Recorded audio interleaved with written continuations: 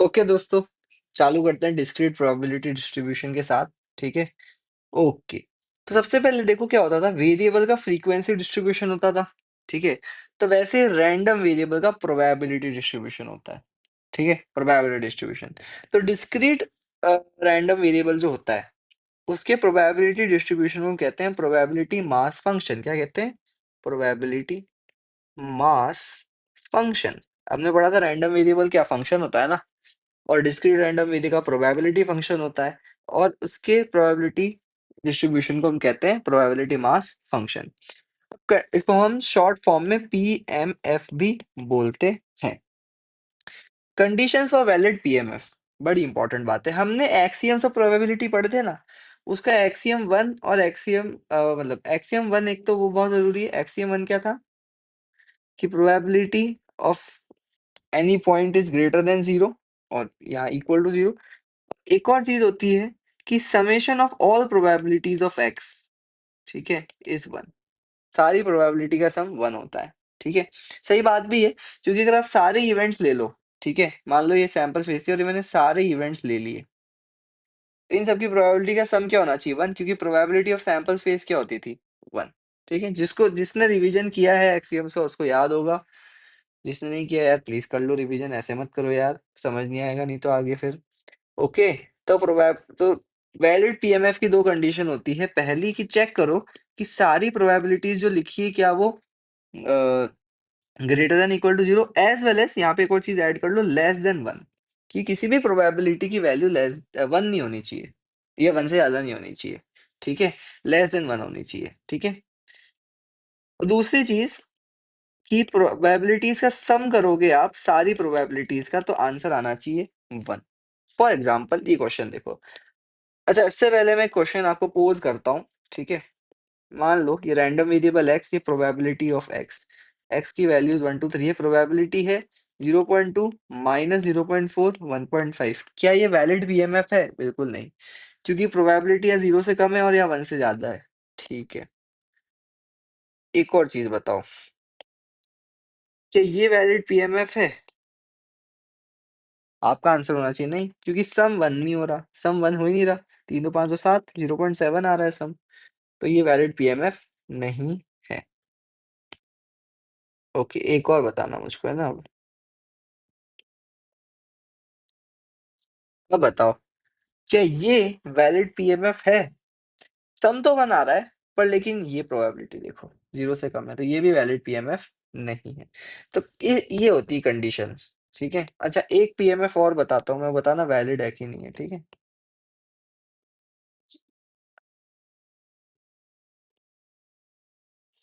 बताओ वैलिड है कि नहीं है? बिल्कुल है वैलिड, क्योंकि सम क्या आ रहा है? वन, और सारी प्रोबेबिलिटीज जीरो से बड़ी है और कोई भी वन से ज्यादा, जीरो से कम कोई भी नहीं है और वन से ज्यादा भी कोई नहीं है, ठीक है। ओके, थोड़े बहुत क्वेश्चन करते हैं और अच्छे से समझ आएगा। प्रोबे देखो स्टैटिस्टिक्स में बड़ा सिंपल है, कॉन्सेप्ट तो बहुत इजीली कवर हो जाता है। मेन इंपॉर्टेंस क्वेश्चन में होती है। अभी अगले सेमेस्टर में आप पढ़ोगे तो कॉन्सेप्ट पे ज्यादा फोकस करना पड़ेगा, कॉन्सेप्ट थोड़े डेप्थ वाले। अभी क्वेश्चन कॉन्सेप्ट डेप्थ वाले नहीं, कॉन्सेप्ट थोड़े से सरफेस लेवल कॉन्सेप्ट है, क्वेश्चन करने से बहुत अच्छे से क्लियर होते हैं। बैच गिवन है कि बैच 1 2 3 4 5 6 है और defective number of items her batch में कितने हैं? तो वन में कितने? जीरो है, टू में दो डिफेक्टिव आइटम्स है, थ्री में जीरो है, फोर में एक डिफेक्टिव आइटम है, पांच में जीरो डिफेक्टिव और छह में दो डिफेक्टिव आइटम है।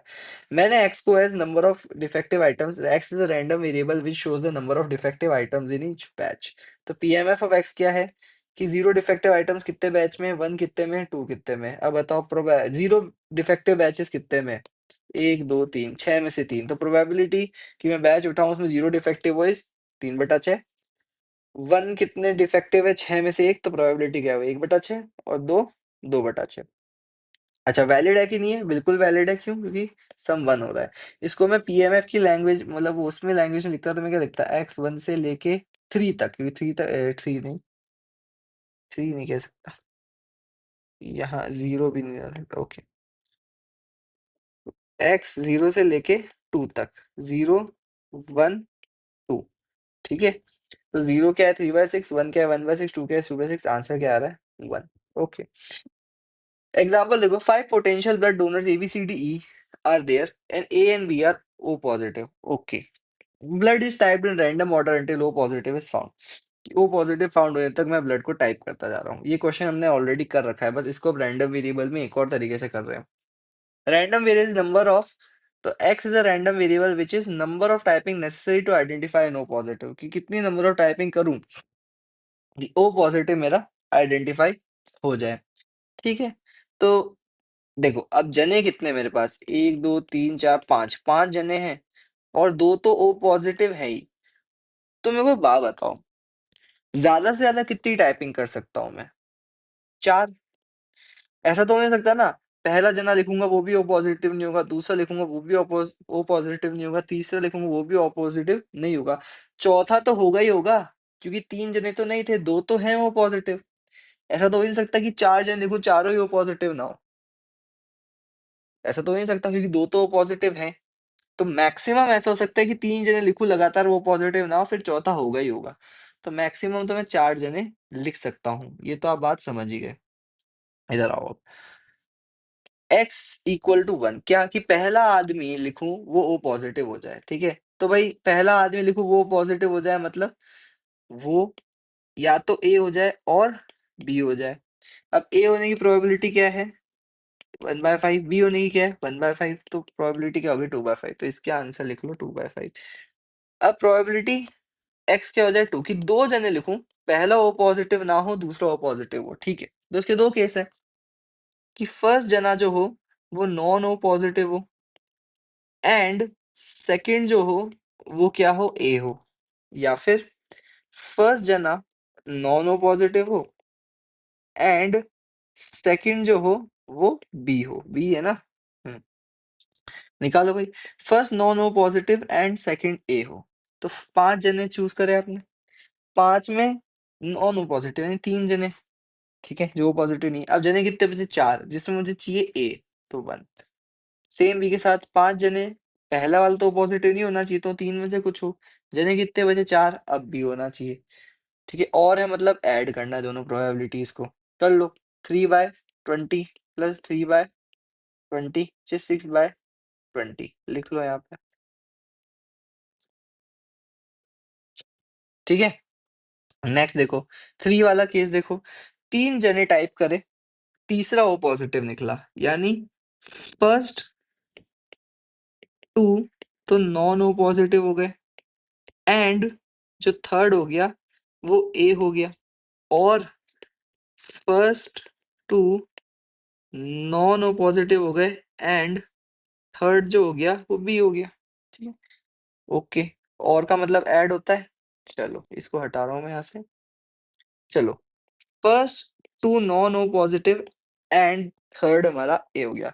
तो फर्स्ट नॉन ओ पॉजिटिव, तो पांच में से तीन जने, अब जने कितने बचे? चार, अभी भी नॉन ओ पॉजिटिव चाहिए। तो एक जना तो यहाँ सिलेक्ट हो चुका, जने कितने बचे? दो। अब जने कितने बचे हैं? टोटल तीन, जिसमें मेरे को चाहिए ए, मतलब ए तो एक ही है फेवरेबल, ठीक है। और मतलब ऐड, तीन जने सिलेक्ट कर रहे हैं एंड में, पांच जने हैं मेरे पास, नॉन ओ पॉजिटिव चाहिए पहला, तीन फेवरेबल। जने कितने बचे? टोटल चार। फेवरेबल क्या है? फिर से नॉन ओ पॉजिटिव, वो कितने बचे? दो, क्योंकि एक तो सिलेक्ट हो गया। अब जने कितने बचे? टोटल तीन, जिसमें मुझे बी चाहिए, यानी ये। ओके, इसको इससे कट करो, इसको इससे कट करो, टू बन जा, तो 2/10। आप ऐसा लिख दो, 2/10, which can also be written as 1/5।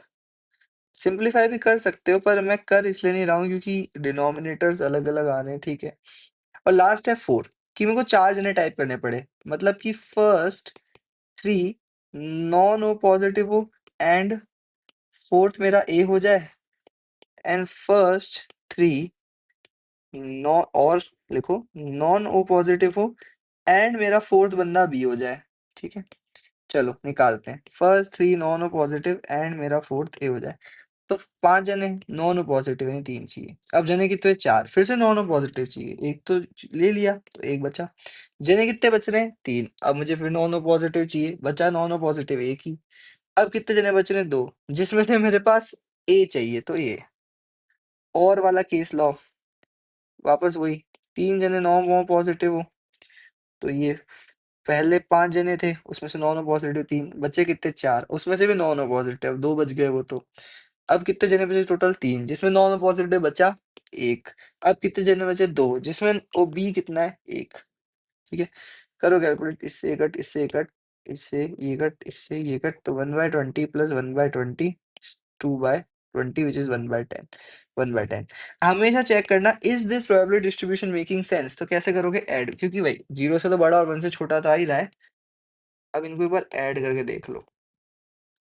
तो ये सबको एक काम करता हूँ, 3/10 कर देता हूँ इसको। सो दिस इज 3/5 प्लस 3/10, जिस, एक सेकेंड, कुछ गड़बड़ हो गई क्या मुझसे? अरे 3/10 कैसे? ये तो 4/10 होगा ना?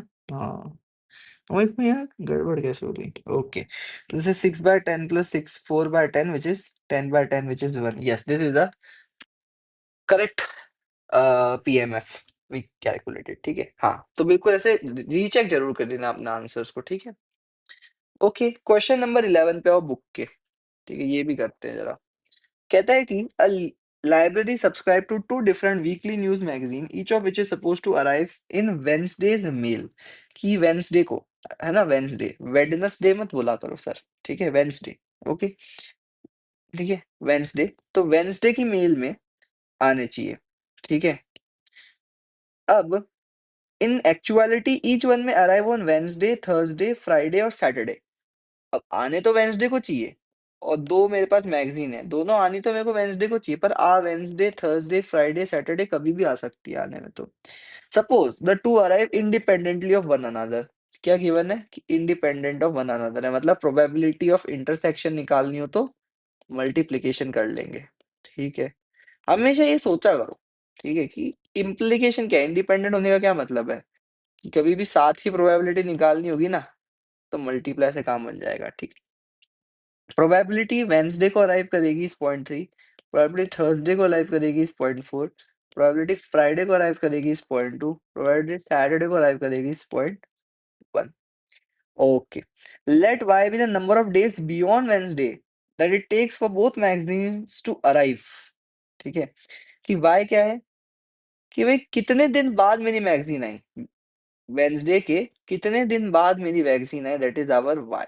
Y is a random variable जो शो कर रहा है कि वेंसडे के कितने दिन बाद मेरी वैक्सीन आई। ठीक है, तो वाई क्या है, कि वेंसडे के डेज बियॉन्ड। ठीक है, कितने days beyond magazines, both magazines arrived. ठीक है, अब ऐसा हो सकता है कि क्या हो सकता है, बोथ टाइम पर आ जाए, दोनों ही टाइम पर आ जाए, तो वो तो 0 हो सकता है। या फिर थर्सडे को आ जाए, तो यानी 1 दिन लेट, फ्राइडे को आ जाए 2 दिन लेट, सैटरडे को आ जाए 3 दिन लेट। ओके, वो टाइम पे आ जाए, नहीं वो तो वेडनेसडे को आ जाए। ओके, दोनों वेडनेसडे को, या ठीक है, तो 0 दिन लेट। अगर दोनों में से कोई एक भी थर्सडे को आ गई, ईदर ईदर और बोथ, कोई एक या दोनों ही थर्सडे को आ गई, तो 1 दिन लेट। क्योंकि वाई जो है ना, वो दोनों मैगजीन को काउंट कर रहा है, दोनों मैगजीन के आने में। अगर एक भी लेट हो गई तो फिर वो लेट डे काउंट हो जाएगा। अगर एक मैगजीन थर्सडे को आई तो फिर वो 1 दिन लेट है। अगर एक मैगजीन सैटरडे को आई और एक थर्सडे को आई तो वो 3 दिन लेट है इफेक्टिवली। ठीक है, ठीक है, 3 दिन इफेक्टिवली लेट है। समझ रहे हो मेरी बात? क्वेश्चन को समझा करो। ठीक है, मान लो एक मैगजीन आई फ्राइडे को, एक आई सैटरडे को, तो ये कितने दिन लेट आई? 2 दिन, ये 3 दिन। तो इफेक्टिवली दोनों मैगजीन को आने में कितनी डिले हुई? 3 दिन की हुई ना, क्योंकि मेरे हाथ में तो दोनों मैगजीन तीसरे दिन पर आई। एक फ्राइडे को एक सैटरडे को, तो मेरे हाथ में जो दोनों मैगजीन आई वो तो तीसरे दिन पे आई ना, 3 दिन लेट आई। समझ रहे हो मेरी बात? तो ये समझने की बात है कि ये जो रैंडम वेरिएबल है दोनों को अकाउंट में लेकर चल रहा है, एक को लेके नहीं चल रहा। तो मतलब मान लो एक मैगजीन वेंसडे को आ गई और एक फ्राइडे को आ गई, एक तो ऑन टाइम आ गई और एक 2 दिन लेट आ गई। तो इफेक्टिवली जब मेरे हाथ में दोनों मैगजीन आई, तो ये दोनों मैगजीन कलेक्टिवली कितने दिन लेट आई? 2 दिन लेट आई, क्योंकि मेरे हाथ में तो 2 दिन बाद ये दोनों मैगजीन हाथ में आई मेरे तो। ठीक है, 2 दिन बाद मेरे पास ये दोनों मैगजीन थी। ठीक है, तो इसलिए जो फर्दर डेट होगी हम उसको मान के चलेंगे। समझ में आया? समझ में आया? फर्दर डेट मान के चलेंगे जो ज्यादा दूर है, क्योंकि मैं उस दिन को काउंट कर रहा हूँ। मैं काउंट किस दिन को कर रहा हूँ? जब मेरे पास I have both magazines, I have both magazine, ठीक है? तो इसलिए जब मेरे पास आई हैव बोथ मैगज़ीन्स, तो जिस दिन मेरे पास दोनों मैगज़ीन होगी, मैं उसी दिन को काउंट करूँगा। समझ गए क्वेश्चन को? अब बताओ कि भाई ये y की डिफरेंट वैल्यूज़ की प्रोबेबिलिटी निकालो। चलो, पहले छोटा-सा एक मैं पीएमए बना लूँ। x probability of x, x Wednesday को आ गया, थर्सडे को आ गया, फ्राइडे को आ गया, सैटरडे को आ गया। वेडनेसडे को आने की प्रोबेबिलिटी क्या है? 0.3, थर्सडे 0.4, 0.2, 0.1। कंप्लीट पीएमएफ है क्या? 4 दिन में, हाँ ठीक है, कंप्लीट है। मतलब इसके अलावा कुछ नहीं हो सकता। ओके, अब आ जाओ भाई, y है 0, 0 दिन लेट, मतलब दोनों ही वेडनेसडे को आ गई। तभी काउंट करूँगा मैं तो भाई साहब 0 दिन लेट, जब दोनों ही मेरे पास वेडनेसडे को आ गई। On Wednesday, I had both the magazines, then I will say that yes, both were on time. तो दोनों वेंसडे को आ गई, मतलब probability Wednesday first, Wednesday second, and वाली प्रोबेबिलिटी। एंड मतलब मल्टीप्लिकेशन वाली प्रोबेबिलिटी। मल्टीप्लिकेशन मतलब मल्टीप्लिकेशन इसमें और एक्स्ट्रा क्या समझाओ? मल्टीप्लिकेशन तो मतलब मल्टीप्लिकेशन ही होता है। ठीक है, तो ये आ गया आपका। ठीक है, अच्छा अब आप ऐसे ही करके दूसरों की निकालोगे। ठीक है, पर मैं जो है अब आपको सिंपली बताऊंगा दो चीजें। क्या? मैं आपको ये चीज बताता जाऊंगा और आप फिर ये और ये अपने आप निकालना। ठीक है, अब मान लो वैन एक दिन लेट आए, एक दिन लेट आए मतलब या तो बोथ थर्सडे को आई या वन थर्सडे को आए। मेरे को फर्क नहीं पड़ता, मैं तो थर्सडे को ही काउंट करूंगा। एक दिन लेट आई मतलब या तो दोनों ही थर्सडे को आ जाए या एक कोई सी थर्सडे को आ जाए, एक वेंसडे को आ जाए। तो यानी दोनों ही थर्सडे को आ जाए और एक वेंसडे को आ जाए, एक थर्सडे को आ जाए और एक थर्सडे को आ जाए, एक वेंसडे को आ जाए। पहली वाली थर्सडे को आ जाए, दूसरी वाली वेंसडे को आ जाए, या फिर पहली वाली वेंसडे को आ जाए। ये तो है कि दोनों ही थर्सडे को आई। ये है पहली वेंसडे वाले को आई, दूसरी थर्सडे को आई। ये है पहली थर्सडे को आई, दूसरी वेंसडे को आई। ठीक है, तो ये मैंने क्या कर लिया? ये कर लिया। अब आप कर सकते हो मल्टीप्लाई करके और में ऐड कर दोगे। 2 दिन लेट आएगा क्या मतलब है? कि मतलब कोई सी भी एक, either of the one magazines came on Friday. Either और बोथ, ईदर और बोथ फर्क नहीं पड़ता, पर फ्राइडे को तो आई है कोई ना कोई। मतलब फर्स्ट वेंसडे को आई है, दूसरी फ्राइडे को आई है, और फर्स्ट फ्राइडे को आई है, दूसरी वेंसडे को आई है, और फर्स्ट थर्सडे को आई है, दूसरी फ्राइडे को आई है, और फर्स्ट फ्राइडे को आई है, दूसरी थर्सडे को आई है, और दोनों ही फ्राइडे को आई है। मेरे को तो काउंट फ्राइडे करना है। देखो 2 दिन लेट का मतलब क्या हुआ? मेरे पास फ्राइडे के दिन पे दोनों मैगजीन थी। ठीक है, अब या तो दोनों ही फ्राइडे को आ जाए या एक फ्राइडे को आ जाए और एक फ्राइडे से पहले आ जाए। अब फ्राइडे के पहले वेंसडे को आए, थर्सडे को आए, आई डोंट केयर। ओके, समझ में आया? और कितना है? 3 दिन लेट लास्ट है ना, 3 दिन लेट। सैटरडे, 3 दिन मतलब सैटरडे के दिन पे मेरे पास दोनों मैगजीन थी। यानी या तो दोनों ही सैटरडे को आए या फिर एक सैटरडे को एक सैटरडे से पहले आ जाए। पर मैं तो सैटरडे के दिन ही यार मेरे हाथ में दोनों मैगजीन थी, तो मैं तो वही काउंट करूंगा। तो मतलब एक वेंसडे को आए फर्स्ट वाली और दूसरी वाली सैटरडे को आ जाए, या फिर पहली वाली सैटरडे को आ जाए, दूसरी वाली वेडनेसडे को आ जाए, या फिर पहली वाली थर्सडे को आ जाए, दूसरी वाली सैटरडे को आ जाए, या फिर पहली वाली सैटरडे को आ जाए, दूसरी वाली थर्सडे को आ जाए, या फिर पहली वाली फ्राइडे को आ जाए, दूसरी वाली सैटरडे को आ जाए, या फिर पहली वाली सैटरडे को आ जाए, दूसरी वाली फ्राइडे को आ जाए, या फिर दोनों ही सैटरडे को आ जाए। अच्छा, टोटल आउटकम देखो 16 आ रहे हैं कि नहीं आ रहे? 1, 2, 3, 4, 5, 6, 7, 8, 9, 10, 11, 12, 13, 16। Okay, done. अब प्रोबेबिलिटीज आप निकाल ही दोगे ना। ये प्रोबेबिलिटी मल्टीप्लिकेशन से आएगी सारी, क्योंकि एंड वाली है और इंडिपेंडेंट है तो। ठीक है, और में ऐड करके निकाल लेना। प्रोबेबिलिटी निकालने के बाद आप ऐसे लिखोगे। ये आपका होमवर्क है। सब काम मैं आपको स्पून फीड नहीं कराऊंगा। ठीक है सर, थोड़ा बहुत आपको भी करना पड़ेगा। ठीक है, तभी आप सीखोगे। ये प्रोबेबिलिटीज आ जाएगी आपकी, जैसे फर्स्ट वाली के 0.09। ठीक है, सेकंड वाले की भी कुछ आएगी। थर्सडे थर्सडे मल्टीप्लाई करोगे तो 0.4 इंटू 0.4 करोगे, 0.4 इंटू 0.3 प्लस 0.3 इंटू 0.4 प्लस 0.4 का स्क्वायर। ये है निकालोगे, यहाँ लिखोगे, फिर सेकंड और थर्ड, इन सबका एडिशन 1 आना चाहिए। नहीं आ रहा तो मतलब कोई गलती कर दी है। ओके, चलो इसके साथ ये वाला भी टॉपिक मैंने करा दिया, प्रोबेबिलिटी डिस्ट्रीब्यूशन। अगली वीडियो में क्यूमुलेटिव पढ़ेंगे, क्यूमुलेटिव प्रोबेबिलिटी, क्योंकि हमने तो वेरिएबल में ही पढ़ा था ना frequency distribution, cumulative frequency distribution. तो हमने आज रैंडम वेरिएबल में पढ़ा probability distribution, probability mass function जिसे हम कहते हैं। अब हम करेंगे क्यूमुलेटिव फंक्शन, वो पढ़ेंगे। ठीक है? मज़ा आएगा। चलो क्यूमुलेटिव पढ़ेंगे, तब तक के लिए बाय-बाय।